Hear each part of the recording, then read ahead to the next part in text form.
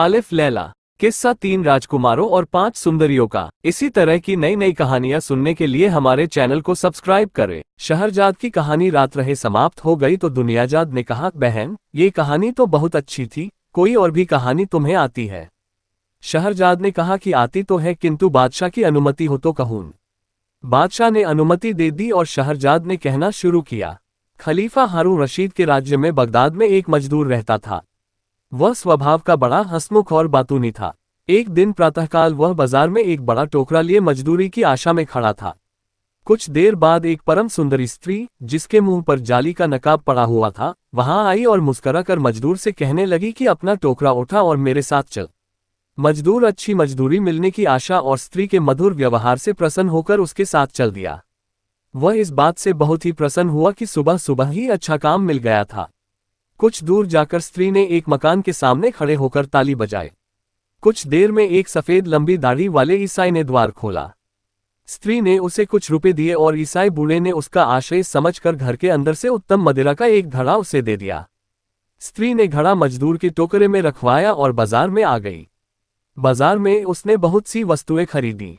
इनमें स्वादिष्ट फल यथा सेब, नाशपाती आदि तथा भांति भांति के सुंदर सुगंध वाले फूल, इत्र, स्वादिष्ट अचार, चटनियां और मुरब्बे, मांस, सूखे मसाले आदि घूम घूम कर कई दुकानों से खरीदे।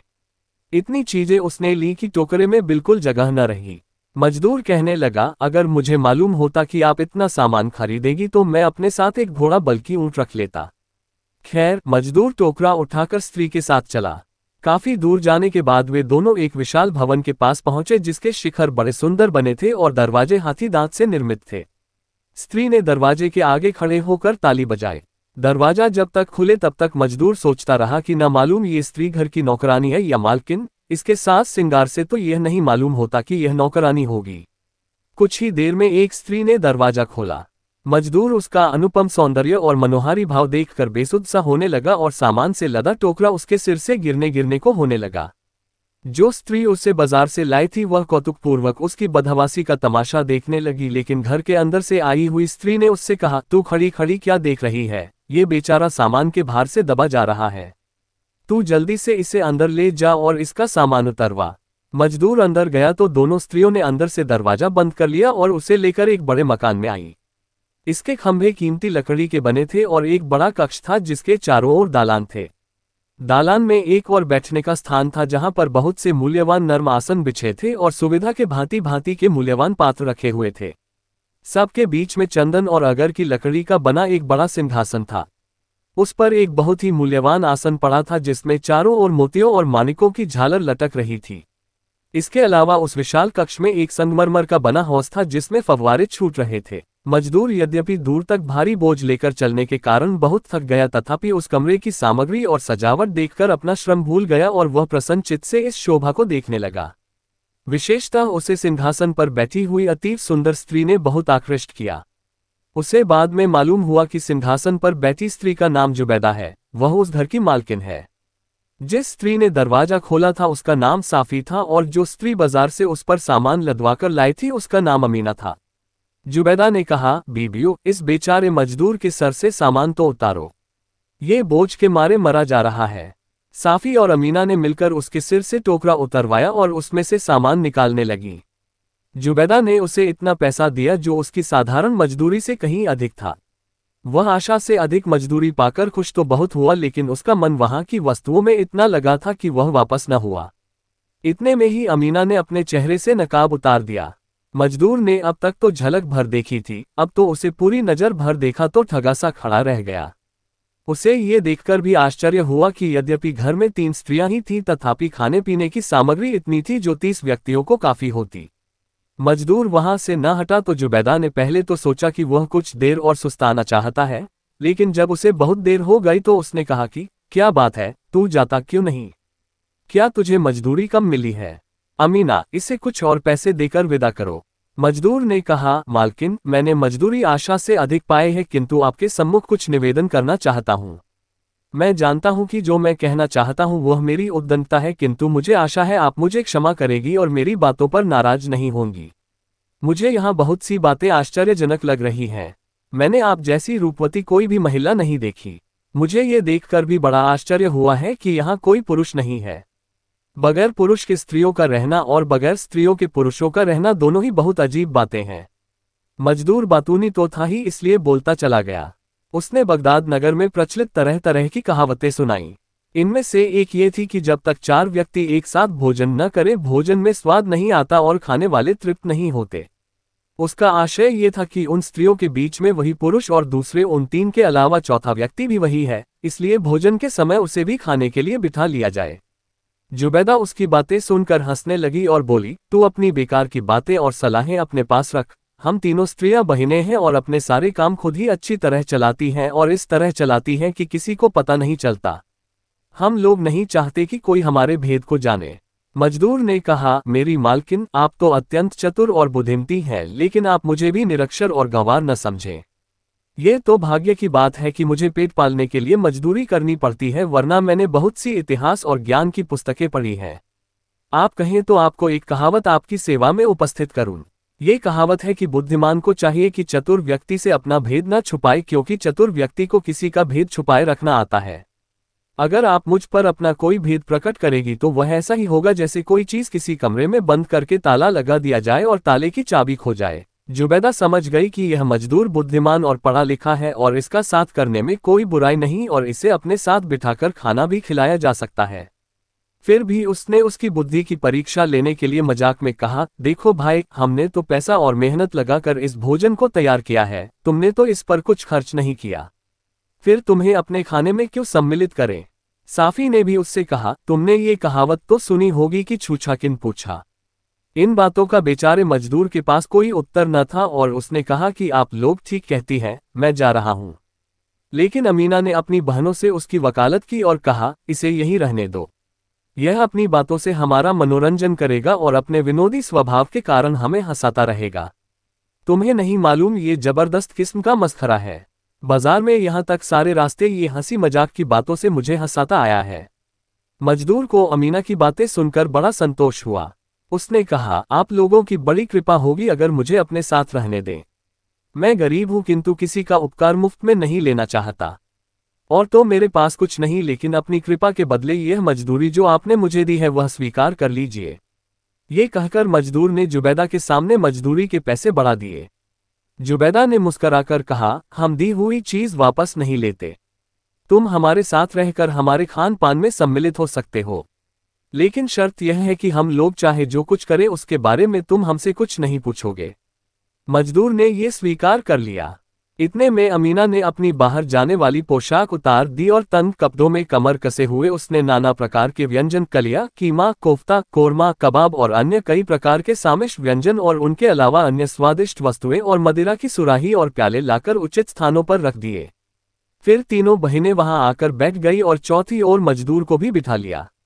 मजदूर बड़ा ही प्रसन्न हुआ। उसने थोड़ा सा भोजन किया। फिर अमीना ने मदिरा की सुराही उठाकर प्याला भरा और अपने देश की रीति के अनुसार पहले स्वयं पिया, फिर अपनी बहनों को दे दिया और चौथा प्याला मजदूर को दिया। मजदूर ने अमीना का आदरपूर्वक हाथ चूमकर प्याला ले लिया और उसे पीने के पहले इस आशय का एक गीत गाया कि जिस प्रकार इत्र से वायु सुगंधित हो जाती है उसी प्रकार अगर पिलाने वाला मनोरम हो तो मदिरा में नई सुगंध आ जाती है। ये गीत सुनकर तीनों स्त्रियां बहुत प्रसन्न हुईं और उन्होंने एक दूसरे के बाद कई गीत शराब के नशे में गाए। इस राग रंग में बहुत देर हो गई और रात हो गई। साफी ने अपनी बहनों से कहा कि अब तो इस मजदूर को हमने खिला पिला दिया है, अब इसका कोई काम नहीं, इससे कहो अपने घर जाए। मजदूर को ऐसा सुखद संग छोड़ने में बड़ा दुख हुआ। उसने कहा कि यह मेरे लिए बड़े दुर्भाग्य की बात है कि ऐसी हालत में मुझे घर से निकाला जा रहा है। मैं इस नशे की दशा में किस प्रकार अपने घर पहुंच सकूंगा। कृपया रात भर मुझे यहाँ रहने की अनुमति दें, यहीं किसी कोने में पड़ा रहूंगा। अमीना ने फिर उसकी वकालत की और कहा, ये बेचारा ठीक कहता है, कहाँ अंधेरे में ठोकरें खाता फिरेगा। हम लोगों ने पहले तो इसे अपने साथ खाने पीने की अनुमति दे ही रखी है, अब इसे निराश न करो, यहीं पड़ा रहने दो। जुबैदा ने अमीना के कहने पर उसे रहने की अनुमति दे दी, लेकिन फिर कहा कि शर्त यही है कि हम भला बुरा जो भी करें तुम उसके बारे में कुछ पूछताछ नहीं करोगे। मजदूर ने कहा, आप मुझ पर जो भी शर्त लगाएंगी मैं मानूंगा। जुबैदा ने कहा कि हम तुम पर कोई नई शर्त नहीं लगा रहे हैं, उधर देखो क्या लिखा है। मजदूर ने एक दरवाजे के अंदर जाकर देखा तो मोटे मोटे सुनहरे अक्षरों में लिखा था, इस भवन के अंदर जाने वाला कोई व्यक्ति यदि ऐसी बातों के बारे में पूछेगा जिनसे उसका कोई संबंध नहीं है तो उसे बड़ी क्लेशकारक बातें सुनने को मिलेंगी, उसे बड़ा कष्ट होगा और वह बहुत पछताएगा। मजदूर ने कहा, आप चिंता न करें, मैं अपना मुंह बंद रखूंगा। फिर अमीना रात का भोजन लाए और चारों ओर दीपक और सुगंधियां जलाईं। इससे सारा भवन आलोकित और सुवासित हो गया। इसके बाद तीनों स्त्रियां और मजदूर भोजन करने लगे और मदिरा पीकर अपने अपने क्षेत्र की भाषाओं के गीत गाने लगे और राग रागिनियां छेड़ने लगे। थोड़ी ही देर में ज्ञात हुआ जैसे कोई दरवाजा खोलने को कह रहा है। ये शब्द सुनकर साफी खड़ी हो गई क्योंकि दरवाजा खोलने वही जाती थी। उसने जाकर दरवाजा खोला और कुछ देर में वापस आकर कहा, दरवाजे पर एक ही जैसे लगने वाले 3 फकीर खड़े हैं जुबैदा, तुम उन्हें देखकर बहुत हंसोगी। वे तीनों ही दाहिनी आंख से काने हैं और सभी के सिर, दाढ़ी, मुझे यहाँ तक कि भावें भी मुड़ी हुई हैं। वे इसी समय बगदाद में प्रविष्ट हुए हैं और चाहते हैं कि उन्हें एक रात ठहरने के लिए जगह दे दी जाए, सुबह वे चले जाएंगे। बहन, मेरी प्रार्थना है कि उन्हें यहाँ रहने की अनुमति दे दो। वे रात को यहाँ रहकर हम लोगों का कुछ भला ही करेंगे, हमें किसी प्रकार कष्ट न पहुँचाएंगे। जुबैदा ने साफी से कहा, अगर तुम यही चाहती हो तो उन्हें ले आओ, लेकिन उन्हें भी हमारे घर पर मेहमानी की शर्त बता देना और कह देना कि अंदर दीवार पर जो कुछ लिखा है उसे पढ़ लें। साफी बहन की अनुमति पाकर प्रसन्नतापूर्वक दौड़ी गई और तीनों फकीरों को लेकर अंदर आ गई। फकीरों ने जुबैदा और अमीना को झुककर सलाम किया। दोनों ने सलाम का जवाब देकर उनकी कुशलक्षेम पूछी। इसके बाद उन्होंने फकीरों से भोजन करने को कहा। फकीरों ने मजदूर को देखकर कहा कि यह तो अरब का मुसलमान मालूम होता है। अरब के लोग धर्म के बड़े पक्के होते हैं, किंतु ये तो धर्म विरुद्ध मदिरा पान कर रहा है। मजदूर यह सुनकर बड़ा क्रोध हुआ और बोला, तुम लोग कौन बड़े धर्माचारी हो? तुम लोगों ने दाढ़ी मूंछें मुड़ाकर इस्लाम के नियमों का उल्लंघन नहीं किया। तुम्हें मेरे व्यवहार पर आपत्ति करने और मुझे नसीहत देने का क्या अधिकार है? स्त्रियों ने कहा कि तुम लोग ये बेकार की बहस छोड़ो और रंग में भंग न करो, लो खाओ पियो। फकीर लोग नशे में आए तो बोले, यहाँ कोई बाजा हो तो हम लोग कुछ गाए बजाएं। साफी ने उन्हें वाद्य ला कर दिए और वे बजाने लगे और वाद्यों के सुरों से सुर मिलाकर गाना शुरू किया। वे लोग इस गाने बजाने के दरमियान हंसी ठट्ठा भी करते और ऊंचे स्वर में वाह वाह भी करते।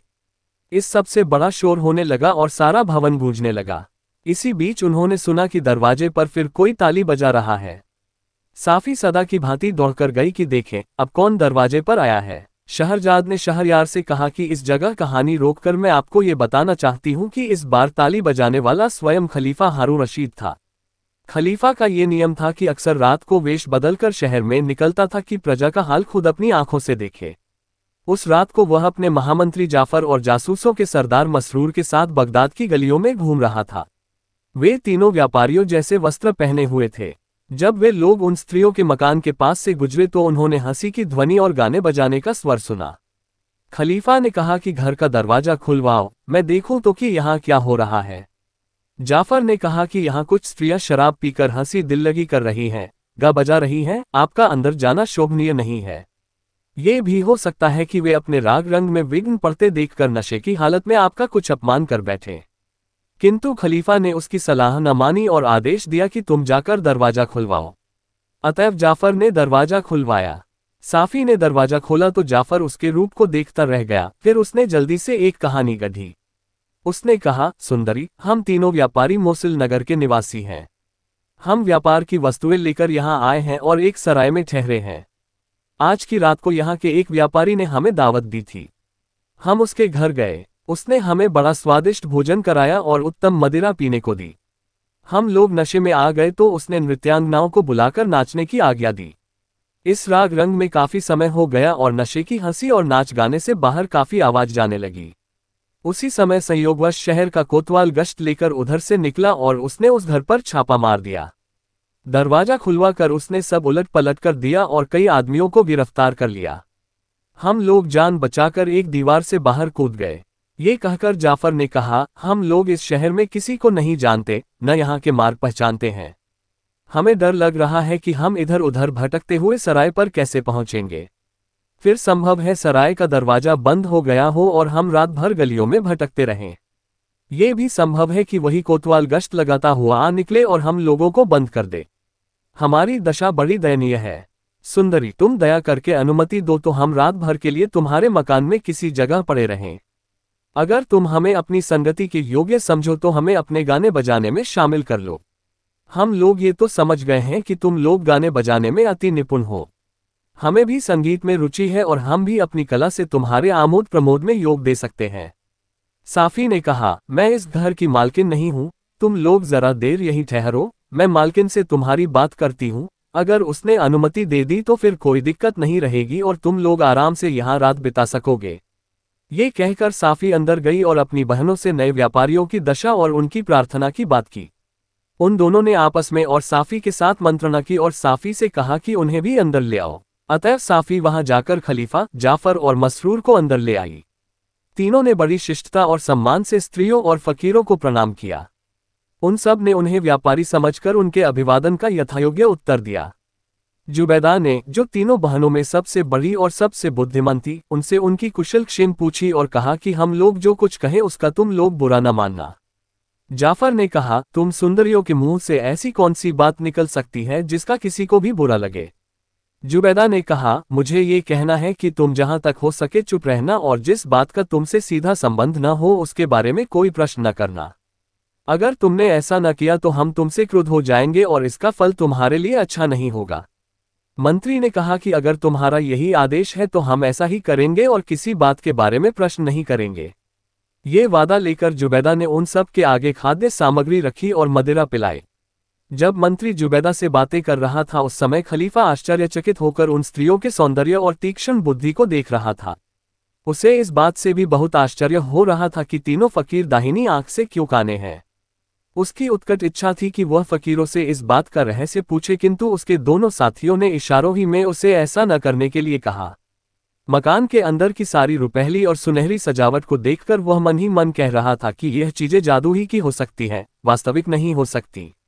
इतने में एक फकीर ने उठकर अपने देश के धन पर नाचना शुरू कर दिया। स्त्रियों को वह नाच पसंद आया और सबने उसकी नृत्य कला की प्रशंसा की। जब फकीरों का नाच हो चुका तो जुबैदा अपने स्थान से उठी और अमीना का हाथ पकड़कर बोली, बहन, ये तो तुम जानती ही हो कि यहाँ पर उपस्थित सब लोग हमारे अधीन हैं और इनकी उपस्थिति हमें हमारे रोज के काम से नहीं रोक सकती। अमीना ने उसका अभिप्राय समझकर उस जगह की सफाई शुरू कर दी। उसने भोजन के पात्र और मदिरा की सुराहियां और प्याले उठाकर बावर्ची खाने में रख दिए और गाने बजाने का सामान हटाकर फर्श पर झाड़ू लगाए। इसके बाद उसने सारे दियों की बत्तियों के गुल काटे और कुछ और भी सुगंधित तेल के दिए जलाए और कमरे को नए ढंग से सजा दिया। अमीना ने अब फकीरों और खलीफा तथा उसके साथियों को दालान में बिठाया। फिर मजदूर से कहा कि तुझ जैसे हटे कट्टे आदमी को इन लोगों की तरह बैठना नहीं चाहिए, तू उठकर हमारे काम में हाथ बटा। मजदूर अभी तक ऊँघ सा रहा था। वह अपनी हैसियत का ख्याल करके रास रंग में शामिल नहीं हुआ था। वह फौरन उठ खड़ा हुआ और अपने चोगे को कसकर कमर से बांधने के बाद बोला कि बताओ क्या काम है, जो तुम कहोगी मैं करूंगा। साफी ने कहा, तुम कुर्ते की आस्तीन भी चढ़ा लो क्योंकि हाथों से काम करना है। कुछ देर बाद अमीना ने दालान में एक चौकी बिछाए और मजदूर को अपने साथ ले जाकर एक कोठरी से 2 काली कुतियां खींचती हुई लाए। दोनों कुतियों के गले में पट्टे बंधे थे और पट्टों में जंजीरें बंधी थीं। मजदूर उसकी आज्ञा के अनुसार दोनों कुतियों को दालान में ले गया। अब जुबैदा गुस्से में झटके के साथ उठ खड़ी हुई। उसने एक ठंडी सांस भरी और आस्तीन ऊपर चढ़ाए। फिर उसने साफी के हाथ से एक चाबुक लिया और मजदूर से कहा कि एक कुतिया की जंजीर अमीना के हाथ में दे और दूसरी को मेरे पास ले आ। मजदूर उसकी आज्ञानुसार एक कुतिया को खींचकर जुबैदा के पास लाया तो कुतिया बड़े आर्त स्वर में चिल्लाने लगी। वह दयनीय दृष्टि से जुबैदा की तरफ देखती जाती थी और उसके पैरों पर अपना सिर भी रगड़ती जाती थी। जुबैदा ने उसके इस अनुनय पर कुछ ध्यान न दिया और सरासर उसे चाबुक मारना शुरू किया। मारते मारते जब जुबैदा का दम फूल गया तो उसने मारना बंद कर दिया। फिर मजदूर के हाथ से कुतिया की जंजीर लेकर उसके अगले पंजे पकड़कर पिछले पैरों पर खड़ा किया। कुतिया और जुबैदा एक दूसरे को देखकर बड़े दुख के साथ आंसू बहाने लगी। फिर जुबैदा ने रुमाल से कुतिया के आंसू पोंछे और उसे प्यार करके उसका मुंह चूमा। फिर मजदूर को उसकी जंजीर थमाकर कहा कि इस कुतिया को दालान में ले जा और दूसरी को यहाँ ला। मजदूर ने इस कुतिया को ले जाकर दालान में बांधा और अमीना के हाथ से दूसरी कुतिया लेकर जुबैदा के पास लाया। जुबैदा ने इस कुतिया को भी पहली कुतिया की भांति खूब मारा, फिर उसकी आंखों में आंखें डालकर रोई और उसके आंसू पोंछकर और मुंह चूमकर प्यार किया। इसके बाद मजदूर ने इस कुतिया को भी दालान में ले जाकर बांध दिया। तीन फकीरों, खलीफा और उसके साथियों को ये सब देखकर बड़ा आश्चर्य हुआ कि पहले तो जुबैदा ने अत्यंत निर्दयता से कुत्तियों को पीटा, फिर उनके साथ मिलकर रोई भी। इसके अलावा मुसलमानों के धर्म में कुत्ते अपवित्र जंतु माने जाते हैं। जुबैदा जैसी सुसंस्कृत महिला का कुत्तियों के आंसू पोंछकर उनका मुंह चूमना किसी की समझ में नहीं आ रहा था। विशेषतः खलीफा अपनी उत्सुकता नहीं रोक पा रहा था। उसने इशारे से मंत्री से कहा कि इस रहस्य को पूछना चाहिए। मंत्री ने पहले तो टाल मटोल की और दूसरी ओर देखने लगा, लेकिन जब खलीफा संकेत से प्रश्न करता ही रहा तो उसने संकेत ही से विनय की कि इस समय इस बात को यहीं समाप्त कर दीजिए, कुछ पूछिए नहीं। जुबैदा कुत्तियों को पीटने के बाद कुछ देर तक सुस्ताती रही। फिर साफी ने उससे कहा, बहन तुम अपने स्थान पर आ बैठो तो हम अगला काम करें। जुबैदा ने कहा, अच्छा। फिर वह दालान में आकर एक पहले से बिछी हुई चौकी पर बैठ गई। उसने खलीफा और उसके साथियों को अपने दाईं ओर और फकीरों और मजदूरों को बाईं ओर बिठा लिया। चौकी पर बैठकर वह कुछ देर और सुस्ताती रही। इसके बाद उसने अमीना से कहा कि बहन उठो, तुम्हें मालूम है कि तुम्हें अब क्या करना है। अमीना ये सुनकर उठी और बगल वाली कोठरी में जाकर वहां से एक संदूक उठा लाई जो पीले साटन में मड़ा था और इसके ऊपर भी उस पर हरी कारचोबी का एक गिलाफ चढ़ा था। उसमें से एक बांसुरी निकालकर अमीना ने साफी को दी। साफी ने उस बांसुरी से एक करुण वियोगात्मक राग निकाला और देर तक बजाती रही। खलीफा और अन्य उपस्थित लोग उसका कौशल देखकर अत्यंत प्रसन्न हुए। फिर साफी ने अमीना से कहा कि अब तुम बांसुरी बजाओ, मैं बजाते बजाते थक गई हूं। अमीना ने बांसुरी लेकर कुछ देर तक सुर मिलाया, फिर एक बड़ा मधुर राग बजाना शुरू किया और बजाते बजाते उसमें मग्न हो गई। जुबैदा ने उसके वादन की बड़ी प्रशंसा की और कहा कि अब बस करो, तुम्हारे दुख के कारण बड़ी दुखद दशा हो रही है। अमीना इतनी भाव विह्वल हो गई कि जुबैदा की बात का कोई उत्तर न दे सकी, बल्कि जान पड़ता था कि वह अपने होश हवास खो बैठी थी, क्योंकि उसने अपने ऊर्ध्व वस्त्र को उतार फेंका। अब सब लोगों ने देखा कि उस सुंदरी के दोनों कंधों पर काले काले दाग पड़े हैं, जैसे किसी ने उसे निर्दयता से मारा है। दाग उसके कंधों ही पर नहीं, बाहों पर भी पड़े थे। सब लोग इस कांड को देखकर और भी हैरान हुए। अमीना की हालत इतनी खराब हो गई थी कि वह डगमगाने लगी और गिरने गिरने को हुई और जुबैदा और साफी ने दौड़कर उसे संभाला। एक फकीर ने धीमे से कहा, कितने दुख की बात है कि हम इतनी अद्भुत घटनाएं देख रहे हैं और उनके बारे में किसी से पूछ भी नहीं सकते। खलीफा ने यह बात सुन ली और उन फकीरों के पास आकर उनसे पूछा कि क्या तुम लोगों में किसी को इन स्त्रियों का और कुत्तियों को पीटने का रहस्य ज्ञात है। फकीरों ने कहा, हम में से कोई भी इन बातों को नहीं जानता, हम लोग आज ही रात को तुम्हारे यहाँ आने से कुछ ही पहले यहाँ पहुंचे हैं। खलीफा की उत्सुकता और बढ़ी। उसने कहा, हो सकता है कि यह आदमी जो तुम्हारे पास बैठा है इसे कुछ ज्ञात हो। फकीर ने इशारे से मजदूर को अपने और निकट बुलाया और पूछा कि क्या तुम्हें मालूम है कि जुबैदा ने दोनों कुत्तियों को क्यों पीटा और अमीना के कंधों और बाह पर काले दाग कैसे हैं। मजदूर ने कहा कि मैं भगवान की सौगंध खाकर कहता हूं कि मुझे कुछ भी नहीं मालूम। मैं तो इस घर में आज ही आया हूं और इस घर में यही 3 स्त्रियां रहती हैं। खलीफा और फकीरों ने सोचा था कि वह आदमी उन स्त्रियों का सेवक होगा। अब सबको विश्वास हो गया कि भेद खुलने की कोई संभावना नहीं है, लेकिन खलीफा हार मानने को तैयार नहीं हुआ। उसने कहा, हम लोग 7 मर्द हैं और यह सिर्फ 3 औरतें। हम सब मिलकर इनसे इस भेद को पूछें। अगर ये लोग खुशी खुशी बता दे तो ठीक है, नहीं तो हम जोर जबरदस्ती करके भी इनसे बात उगलवा लेंगे। मंत्री की राय इसके विपरीत थी। उसने खलीफा के कान में कहा, हम सबका यहाँ पर बड़ा स्वागत सत्कार किया गया है और गाने बजाने से भी हमारा मनोरंजन हुआ है। ऐसी दशा में जोर जबरदस्ती ठीक नहीं है। फिर आप ये भी देखें कि इन स्त्रियों ने किस शर्त पर हमें अपना अतिथि बनाया है। हमने भी उनकी यह शर्त मानी है कि हम कुछ पूछताछ नहीं करेंगे। अगर हम अपना यह वादा तोड़ेंगे तो ये लोग क्या हमें बेईमान नहीं कहेंगी? और उन्होंने हमारे लिए ऐसा कहा तो हमारे लिए डूब मरने की बात होगी। मंत्री ने आगे समझाया, आप ये भी विचार कर ले कि जब इन स्त्रियों ने हमारे सामने इतने आत्मविश्वास से चुप रहने की शर्त रखी है तो मालूम होता है कि इनके पास कोई ऐसी शक्ति है जिससे ये लोग शर्त तोड़ने वाले को दंड भी दे सकती हैं। ऐसा हुआ तो हमारे लिए और भी लज्जा की बात हो जाएगी, चाहे हम बाद में इन्हें कितना भी दंड दे दें। मुझे ये भी कहना है कि अब रात बीता ही चाहती है। इस समय आप कुछ न कहें। सवेरा होने पर मैं इन सारी स्त्रियों को पकड़कर आपके दरबार में ले आऊंगा और आप जो चाहे इनसे पूछ लीजिएगा। खलीफा को ऐसी जिद सवार हुई कि उसने ऐसे सत्परामर्श पर कान न दिया और मंत्री को झिड़क दिया कि तुम चुप रहो, मैं सुबह तक प्रतीक्षा नहीं कर सकता। उसने फकीरों से कहा कि तुम इस बात को जुबैदा से पूछो। उन्होंने इनकार कर दिया कि हमारा साहस नहीं है। फिर उन सब ने जोर देकर मजदूर को ये पूछने पर राजी कर लिया।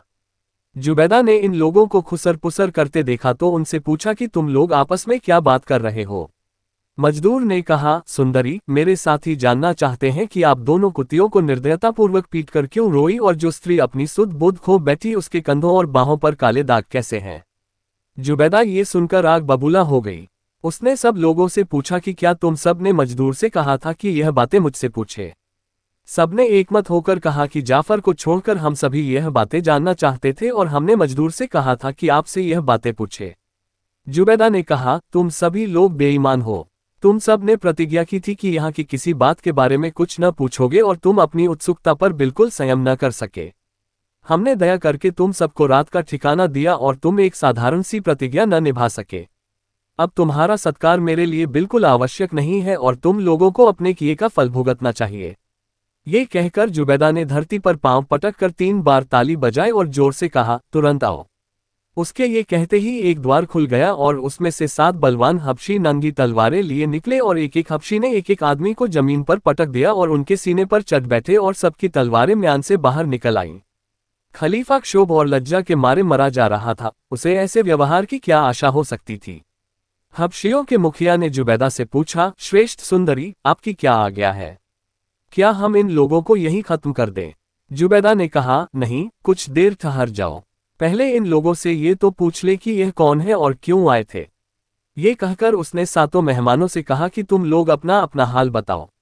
मजदूर ने रोकर कहा, भगवान के लिए मुझे छोड़ दो, मेरा कोई दोष नहीं है। मैं तो इन लोगों के बहकावे में आ गया। काने फकीर जहां जाएंगे वहीं दुर्भाग्य लाएंगे। जुबैदा को ये सुनकर हंसी आ गई। वह बोली, ऐसे कोई नहीं छूटेगा। पहले हर आदमी अपना हाल बताए कि वह वास्तव में कौन है, कहां से आया है, उसमें क्या क्या गुण है और यहां आने का क्या कारण है। इन बातों में जरा सा भी झूठ हुआ तो फौरन उसकी गर्दन मारी जाएगी। परेशान तो सभी थे लेकिन खलीफा हारून की व्याकुलता स्वभावतः ही सबसे अधिक बढ़ी चढ़ी थी। उसने एक बार सोचा कि वैसे तो इस स्त्री के पंजे से निकला नहीं जा सकता, किंतु यदि वह अपना ठीक ठीक परिचय तुरंत दे दे तो जरूर मेरा सम्मान करेगी। उसने धीमे से मंत्री से सलाह ली। उसने कहा कि आपके सम्मान की रक्षा के लिए यह आवश्यक है कि अभी हम लोग चुप रहें। जुबैदा ने तीनों फकीरों से पूछा कि क्या तुम तीनों भाई हो? एक ने उत्तर दिया कि हम भाई नहीं हैं, एक से कपड़े जरूर पहनते हैं और साथ रहते हैं। जुबैदा ने फिर पूछा कि क्या तुम लोग जन्मतः ही एकाक्ष हो? उनमें से एक ने कहा कि ऐसा नहीं है, हम पर ऐसी विपत्तियां पड़ी जो न केवल जानने बल्कि इतिहास में लिखे जाने योग्य हैं। उन्हीं से हमारी आंखें जाती रहीं और उन्हीं के कारण हमने अपनी दाढ़ी मूंछ और भव्य मुहड्डा डाली और फकीर बन गए। जुबैदा ने एक एक करके शेष 2 फकीरों से भी यही प्रश्न किए और दोनों ने वही उत्तर दिए जो पहले फकीर ने दिए थे। तीसरे ने यह भी कहा, आप अनुमति दे तो हम लोग अपना वृतांत विस्तृत रूप से कहें। हम तीनों की भेंट आज ही शाम को इस नगर में हुई है क्योंकि हम तीनों बाहर से आए हैं। विश्वास मानिए कि हम तीनों ही राजकुमार हैं और हमारे पिता बड़े और प्रख्यात बादशाह हैं। हम सब चाहते हैं कि अपना वृतांत विस्तृत रूप से कहें। उन लोगों की बातों से जुबैदा का क्रोध कम हुआ। उसने हबशियों से कहा, तुम लोग इनके सीने से उतर आओ। ये लोग बैठकर अपना अपना हाल कहेंगे। जो जो अपना पूरा हाल और इस घर में आने का कारण बताता जाए उसे छोड़ते जाओ ताकि वह जहां चाहे चला जाए। जो ऐसा ना करे तुम उसका सिर उड़ा दो। अभी तुम इन लोगों के पीछे नंगी तलवारें लिए खड़े रहो।